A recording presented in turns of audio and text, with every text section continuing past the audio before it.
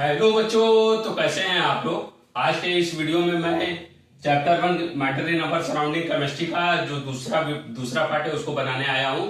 पहला पार्ट तो मैंने बना दिया था। पहले पार्ट में क्या क्या मैंने टॉपिक कवर किया था, तो पहले पार्ट में मैंने कवर किया था मैटर के डिफिनेशन के बारे में। सबसे पहला टॉपिक था matter, what is matter. Second topic था physical properties of matter, physical properties of matter.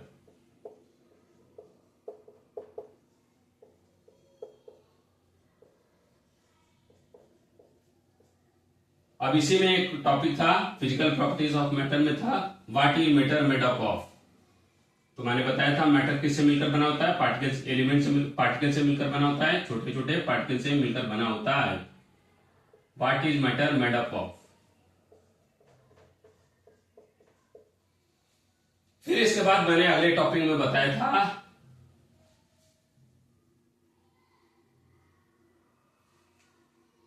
States of matter, characteristics of particles of matter. अगला जो टॉपिक था ये था characteristics of particles of matter.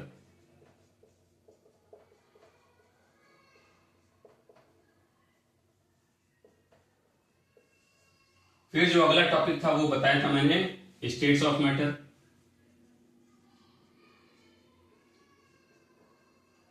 जिसमें मैंने सॉलिड लिक्विड गैस की properties के बारे में बताया। फिर क्वेश्चन सॉलिड पे 2 क्वेश्चन कराए कि why rubber band stretches, how, मतलब रबर बैंड स्ट्रेच हो जाता तो उसे सॉलिड क्यों कहेंगे, लिक्विड कहना चाहिए।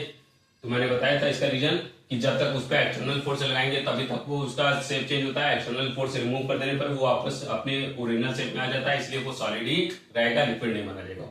उसी में एक और क्वेश्चन मैंने ऐड ऑन किया था, शुगर और साल्ट को जिस कंटेनर में रखा जाता है उसके शेप को ले लेता है तो वो सॉलिड क्यों रह गया, वो तो लिक्विड हो गया, क्योंकि ये लिक्विड का प्रॉपर्टी होता है कि जिस कंटेनर में रखेंगे उसका शेप ले लेगा। लेकिन हम बात वहीं पे बताए थे कि शुगर और साल्ट के बल्क अमाउंट को लेते हैं तब जाके वो उसका शेप लेता है, इंडिविजुअल पार्टिकल को लेंगे तो वहां पे वो उसका शेप नहीं लेगा। इसका मतलब वो क्या है, तब भी वो सॉलिड ही है, शुगर और साल्ट के पार्टिकल सॉलिड ही है।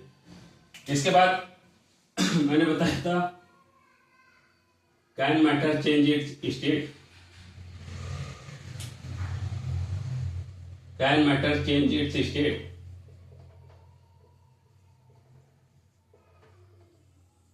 फिर इसे मैं बताया था effect of change of temperature, effect of change of temperature.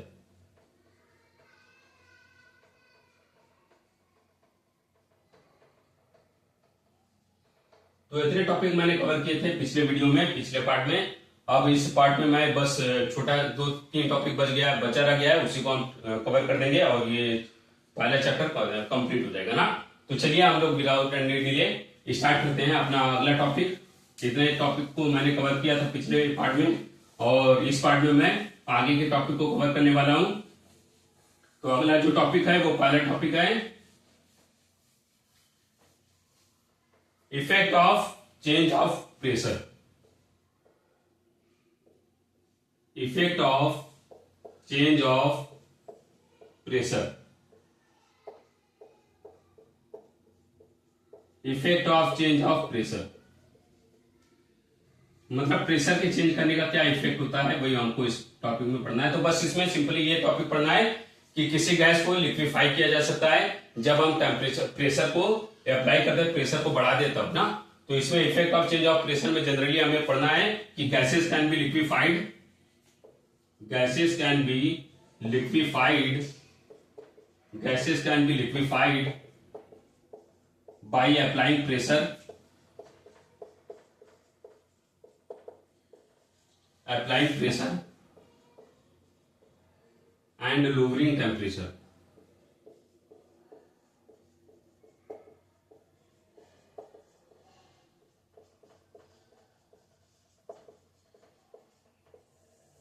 इसका मतलब क्या है, इस टॉपिक का मतलब क्या है कि किसी भी गैस को जब हम प्रेशर अप्लाई करते हैं और टेम्परेचर को लो कर देते हैं, टेम्परेचर को घटा देते हैं तो वो लिक्विफाई हो जाता है, मतलब लिक्विड स्टेट में कन्वर्ट हो जाता है ना।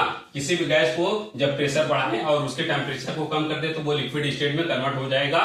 तो यही होता है effect of change of pressure. और इसमें हमको बस ये पढ़ना है कि किसी भी गैस को हम जब प्रेशर को बढ़ाएं और टेम्परेचर को घटा दें तो वो लिक्विड स्टेट में कन्वर्ट हो जाएगा। तो आइए इसको समझते हैं विदाउट एनी डिले। ये मान लीजिए कोई गैस है जिसका अपर स्टेट ये है। अब इसमें मैंने कोई अभी प्रेशर नहीं लगाया था, प्रेशर अभी मैंने कोई नहीं लगाया। अब हम प्रेशर को अप्लाई करते हैं ना, अप्लाई प्रेशर या प्रेशर को इंक्रीज करते हैं। अप्लाई प्रेशर का मतलब क्या हो, प्रेशर को मैंने ये जो पिस्टन है, ये पिस्टन, ये क्या है, पिस्टन है ना, ये क्या है, पिस्टन।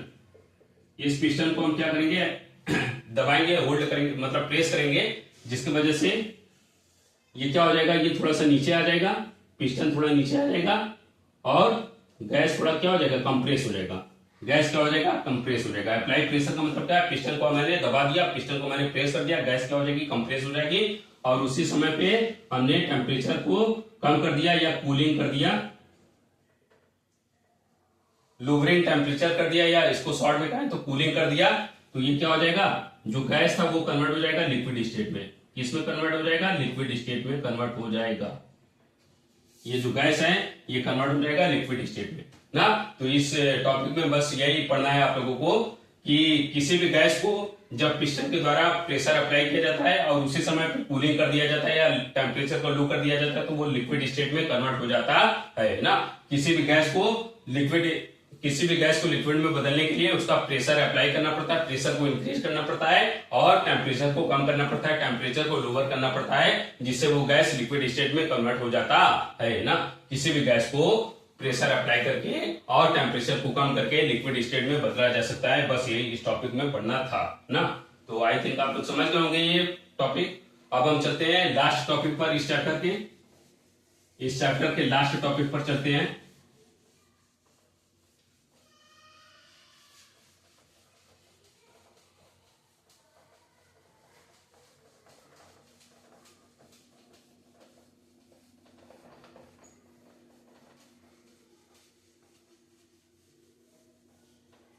जो लास्ट टॉपिक है वो है इवेपोरेशन।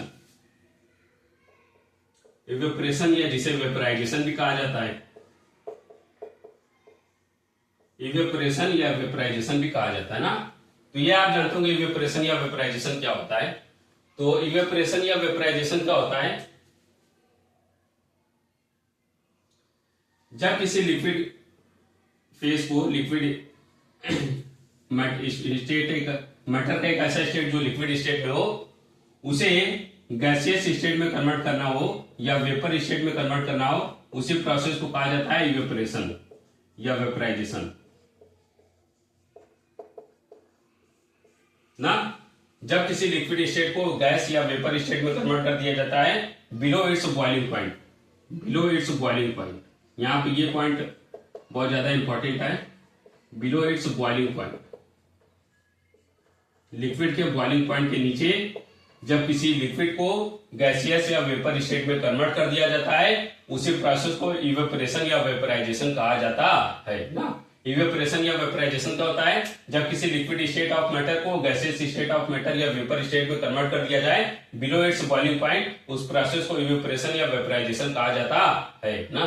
किसी लिक्विड स्टेट को गैसियस स्टेट या वेपर स्टेट में कन्वर्ट करना बिलो इट्स बॉइलिंग पॉइंट, उसके बॉइलिंग पॉइंट के नीचे, बॉइलिंग पॉइंट अगर 100 डिग्री सेल्सियस है वाटर का, उसके नीचे उसको अगर हम गैस वेपर स्टेट में कन्वर्ट कर दें, वाटर वेपर में कन्वर्ट कर दें तो वही क्या होगा, उसका वेपराइजेशन प्रोसेस कहलाएगा या इवेपोरेशन प्रोसेस कहलाएगा। ठीक है, आई थिंक आप लोग समझ गए होंगे इवेपोरेशन या वेपराइजेशन क्या होता है। अब हम चलते हैं इसके अगले टॉपिक पर, factors affecting evaporation.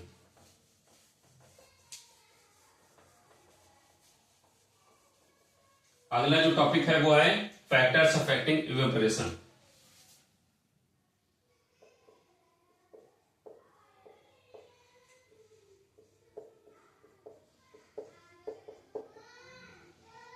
Factors affecting evaporation.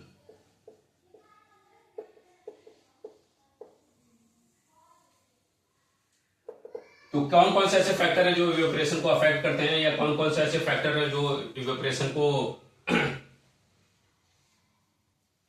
प्रभावित करते हैं, वो उसके टॉपिक में पढ़ना है। ऐसे कारक जो वाष्पीकरण के प्रोसेस को, वाष्पीकरण के फिनोमेना को क्या करते हैं, प्रभावित करते हैं, उन कारकों के बारे में हमको पढ़ना है। तो सबसे पहला है सरफेस एरिया। क्या है, सरफेस एरिया। तो सरफेस एरिया के बारे में बस इतना जानिए कि सरफेस एरिया अगर बढ़ाएंगे, सरफेस एरिया ऐसे का मतलब क्या है, सरफेस एरिया बढ़ाएंगे तो इवेपोरेशन भी बढ़ जाएगा। इवेपोरेशन भी क्या होगा, बढ़ जाएगा। इवेपोरेशन भी क्या हो जाएगा, बढ़ जाएगा। ठीक है, जब सरफेस एरिया को ऐसे को बढ़ाया जाता है, ऐसे का मतलब क्या है, सरफेस एरिया। सरफेस एरिया को बढ़ाने पर इवेपोरेशन भी बढ़ जाता है। दूसरा क्या है, टेम्परेचर।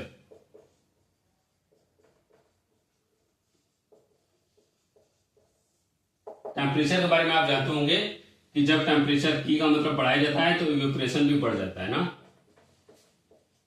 टेम्परेचर बढ़ाने पे इवेपोरेशन भी बढ़ जाता है। टेम्परेचर बढ़ाने पर temperature increases, evaporation also increases. When surface area increases, evaporation also increases. Evaporation process also increases. Evaporation becomes faster ना। अब है last, speed of wind. Speed of wind, तो इसमें भी बस ये जानना है कि जब हम स्पीड ऑफ विंड को बढ़ाते हैं तो इवेपोरेशन का प्रोसेस भी बढ़ जाता है ना। इवेपोरेशन बढ़ता है जब स्पीड ऑफ विंड को बढ़ाया जाता है ना। जब स्पीड ऑफ विंड को, हवा की तेजी को, हवा की स्पीड को बढ़ाया जाता है तो इवेपोरेशन का प्रोसेस भी फास्टर हो जाता है। इवेपोरेशन भी क्या हो जाता है, तेज हो जाता है। इवेपोरेशन, वेपराइजेशन का प्रोसेस फास्टर हो जाता है। तो ये थे factors affecting evaporation. Surface area बढ़ाने पर इवेपोरेशन बढ़ेगा, टेम्परेचर बढ़ाने पर इवेपोरेशन बढ़ेगा और स्पीड ऑफ विंड बढ़ाने पर इवेपोरेशन बढ़ता है। अब हम चलते हैं लास्ट टॉपिक पर इस चैप्टर के। टॉपिक तो इवेपोरेशन का ही है लेकिन इसका आर्टिकल लास्ट है। How does evaporation cause cooling, ये लास्ट टॉपिक, लास्ट आर्टिकल है इस चैप्टर का। How does evaporation cause cooling.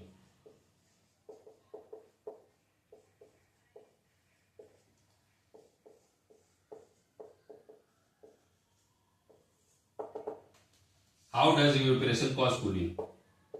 Evaporation से कैसे कूलिंग होता है, इवेपोरेशन से ठंडक कैसे महसूस होती है, इवेपोरेशन से कैसे हमें कूलिंग का फील होता है, वही इस टॉपिक में हमें इस आर्टिकल में पढ़ना है। तो बस इतना याद रखिए, इसको हम एग्जांपल के थ्रू समझा रहे हैं। मान लीजिए कोई ओपन वेसल है ना। ओपन वेसल मतलब जिसका कोई ऐसा बर्तन जिसका ऊपर का ढक्कन क्या हो, खुला हुआ है। तो ओपन वेसल को जब हम किसी रखते हैं, उसमें वाटर को रखते हैं या किसी लिक्विड को रखते हैं, तो वो लिक्विड लगातार क्या होता है, वेपराइज होता रहता है, वेपर स्टेट में कन्वर्ट होता रहता है, उसका इवेपोरेशन लगातार होता रहता है ना। अब इस प्रोसेस में वो एनर्जी गेन करता है जितना एनर्जी उसने इवेपोरेशन के दौरान खोया था ना। कुल मिला के बात ये है, हम जो बताएं एनर्जी गेन करता है इवेपोरेशन के प्रोसेस में जो उसने खोया था, इसका मतलब ये है कि ये सराउंडिंग से एनर्जी को एब्जॉर्ब करता है। सराउंडिंग से एनर्जी को क्या करता है, एब्जॉर्ब करता है। सराउंडिंग से एनर्जी को एब्जॉर्ब करता है। क्या मतलब है कहने का, जब किसी ओपन वेसल को जिसमें लिक्विड रखा है उसको रखा जाए तो लिक्विड लगातार इवेपोरेट करता रहता है, इवेपोरेट करता रहता है और वो उस प्रोसेस के दौरान सराउंडिंग से एनर्जी को एब्जॉर्ब करता है। सराउंडिंग से एनर्जी को एब्जॉर्प्शन वो करता है। अब इसे एब्जॉर्प्शन ऑफ एनर्जी के वजह से हमें क्या हो जाता है, सराउंडिंग में ठंडक महसूस होती है। आप ही सोचिए, अगर हम किसी का एनर्जी कम कर दें, सराउंडिंग से एनर्जी को एब्जॉर्ब कर रहा है, सराउंडिंग की एनर्जी कम हो गई। अब सराउंडिंग की एनर्जी कम हो गई तो टेम्परेचर भी उसका कम हो जाएगा, क्योंकि टेम्परेचर एक तरह का एनर्जी तो है, ये तो अपने आप में एनर्जी तो है ना। सराउंडिंग की एनर्जी कम हो रही है, इसका मतलब उसका टेम्परेचर भी कम हो जाएगा ना। इसका मतलब कुल मिला के बात यह है कि किसी ओपन वेसल को जब हम, जिसमें ओपन वेसल में या कंटेनर में किसी लिक्विड को रखे तो लगातार वो इवेपोरेट होता रहता है, वेपराइज होता रहता है और उस समय जो लिक्विड रहता है वो सराउंडिंग से एनर्जी को एब्जॉर्ब करता है। सराउंडिंग से एनर्जी को एब्जॉर्ब जब कर लेगा तो हीट एनर्जी को एब्जॉर्ब कर लेगा तो उसकी टेम्परेचर भी कम हो जाएगा। टेम्परेचर कम हो जाएगा तो टेम्परेचर कम होना ही क्या कहलाता है, हीट एनर्जी कम होना ही क्या कहलाता है, कूलिंग कहलाता है। मतलब जो सराउंडिंग है वो कूलर होने लगेगा, मतलब ठंडा हो जाएगा ना। तो यही इस टॉपिक में समझना था। एक बार फिर से समझ लीजिए, जब किसी लिक्विड को ओपन वेसल में रखा जाए तो वो लगातार इवेपोरेट होता रहता है और उस प्रोसेस के दौरान वो सराउंडिंग से एनर्जी को एब्जॉर्ब करता है, जिसकी वजह से वो ठंडा महसूस करने लगता है सराउंडिंग, या वो कूलिंग होने लगता है, सराउंडिंग में कूलिंग का फीलिंग होना स्टार्ट हो जाता है। ठीक है, तो ये आप लोग समझ गए होंगे। अब इसका रियल लाइफ एप्लीकेशन देख लीजिए। 2-3 रियल लाइफ एप्लीकेशन मैं बता दूं और इस चैप्टर को खत्म करूं ना। तो सबसे पहला रियल लाइफ एप्लीकेशन है एसीटोन का। एसीटोन जो कि CH3CO CH3 होता है केमिस्ट्री का 11th में आप लोग पढ़ेंगे आगे जाकर। एसीटोन CH3C डबल बॉन्ड हो CH3, इसे एसीटोन कहा जाता है, जो कि हमारे नेल पॉलिश रिमूवर में पाया जाता है। नेल पॉलिश को रिमूव करने वाले सबस्टेंस या मैटर में एसीटोन पाया जाता है। तो जब हम किसी नेल पॉलिश रिमूवर को अपने पाम में डालते हैं, अपने हथेली पे डालते हैं या उंगली पे यहाँ पर डालते हैं, अंगूठे के इस वाले पार्ट पर डालते हैं, ठीक है, तो क्या होता है, नाखून पर डालते हैं, जब हम पाम पर डालते हैं, हथेली पर डालते हैं, तो वो क्या करता है, वो वहां पे इवेपोरेशन का प्रोसेस होता है। इवेपोरेशन के प्रोसेस में क्या करता है, वो सराउंडिंग से एनर्जी को एब्जॉर्ब कर लेता है। सराउंडिंग का मतलब हमारे पाम से एनर्जी को एब्जॉर्ब कर लेता है। सराउंडिंग से का मतलब पानी तो है, उसका सराउंडिंग क्या होगा, उसका पाम होगा, हमारा पाम होगा। अब उस सराउंडिंग से वो एनर्जी को जब एब्जॉर्ब करेगा तो एनर्जी एब्जॉर्ब हो गई, हीट एनर्जी कम हो गई। हीट एनर्जी कम हो गई तो मतलब क्या होगा, वो कूल हो गया, टेम्परेचर कम हो गया, और इसकी वजह से हमारे पाम में क्या होती है, ठंडक महसूस होती है और कूलिंग महसूस होती है, कूलिंग फील होता है ना। एक बार फिर से समझिए, जब एसीटोन को नेल पॉलिश रिमूवर को अपने पाम में डाला जाता है, हथेली पर डाला जाता है या नाखून पर डाला जाता है, तो वो क्या करता है, सराउंडिंग से मतलब हमारे पाम से एनर्जी को एब्जॉर्ब कर लेता है, हीट एनर्जी को एब्जॉर्ब कर लेगा। जब हीट एनर्जी को एब्जॉर्ब कर लेगा तो हमारे पाम पे क्या होगी, ठंडक महसूस होगी, क्योंकि हीट एनर्जी कम हो गई है, तो उसके वजह से टेम्परेचर भी कम हो जाएगा, जिसकी वजह से ठंडक महसूस होती है, कूलिंग महसूस होती है। ये पहला एप्लीकेशन हुआ। अब दूसरा एप्लीकेशन देख लीजिए, इवेपोरेशन कॉज कूलिंग, मतलब इवेपोरेशन की वजह से ठंडक महसूस होती है। इसका दूसरा एग्जांपल देखिए, दूसरा रियल लाइफ एप्लीकेशन, कि जब हम गर्मी के दिनों में in summer days, in summer vacation या summer hot days, summery days में अगर हम छतों पर पानी डालते हैं ना, छतों पर पानी डालने का, रूफ पर पानी डालने का क्या रीजन होता है, जब हम छतों पर पानी डालते हैं तो वो क्या करता है, सराउंडिंग से हमारे छतों से क्या करता है, एनर्जी को एब्जॉर्ब कर लेता है, हीट एनर्जी को कम कर देता है, हीट एनर्जी को एब्जॉर्ब कर लेता है। हीट एनर्जी को एब्जॉर्ब करने का मतलब क्या है, वहां पे हीट कम हो गई है, हीट एनर्जी कम हो गई है, मतलब टेम्परेचर कम हो गया, और टेम्परेचर कम होने क्या होता है, कूलिंग कहलाता है, और उसी वजह से छतों पर या हमारे रूफ पर ठंडक महसूस होती है और हम आराम से सो जाते हैं ना। तो ये दूसरा एग्जांपल था रियल लाइफ, कि जब हम छतों पर पानी डालते हैं तो उसके वजह से इवेपोरेशन होता है। इवेपोरेशन क्या करता है, हमारे सराउंडिंग से मतलब छतों से एनर्जी को एब्जॉर्ब कर लेता है, और हीट एनर्जी एब्जॉर्ब हो गई मतलब टेम्परेचर कम हो गया, तो मतलब कूलिंग होगा, ठंडक महसूस होगी। ठीक है, अब हम लास्ट वाले एप्लीकेशन पर चलते हैं और इस चैप्टर को खत्म करते हैं। ठीक है, तो लास्ट वाला जो एप्लीकेशन है वो वही है कि जब हम लोग हॉट डेज में या समरी डेज में, गर्मी के दिनों में हम लोग क्या करते हैं, हॉट डेज में, समरी डेज में, समर सीजन में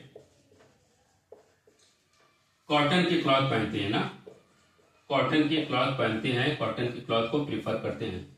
ऐसा क्यों होता है, ऐसा क्यों करते हैं हम लोग, कॉटन की क्लॉथ को क्यों पहनते हैं गर्मी के दिनों में?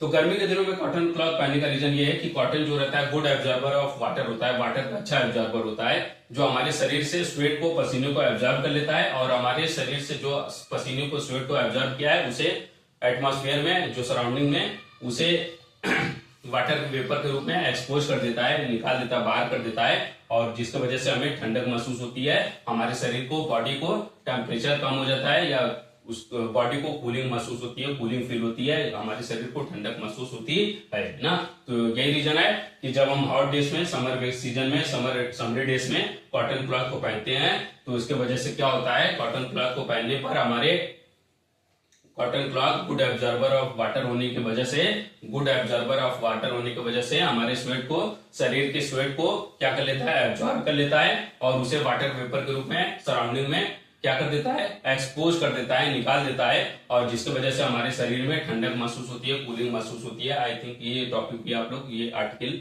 भी समझ गए होंगे, ये एग्जांपल भी आप लोग समझ गए होंगे। कॉटन क्लॉथ को क्यों पहना जाता है गर्मी के दिनों में, ताकि गर्मी के दिनों में जब हम कॉटन क्लॉथ को पहनते हैं तो वो गुड एब्जॉर्बर ऑफ वाटर होने की वजह से हमारे शरीर से स्वेट को एब्जॉर्ब करता है, और उसे वाटर वेपर के रूप में एटमॉस्फेयर में एक्सपोज कर देता है, बाहर निकाल देता है, जिसकी वजह से हमारे शरीर में ठंडक महसूस होती है, बॉडी में कूलिंग महसूस होती है, और हम आसानी से आराम से रह पाते हैं ना, क्योंकि गर्मी में हमें ठंडक महसूस चाहिए और विंटर में हमें गर्मी चाहिए ना। तो गर्मियों में हम कॉटन क्लॉथ पहनते हैं इवेपोरेशन की वजह से, इवेपोरेशन कॉज कूलिंग की वजह से, इवेपोरेशन की वजह से ठंडक होती है, इसी वजह से कॉटन क्लॉथ को हम लोग प्रीफर करते हैं गर्मी के दिनों में ना।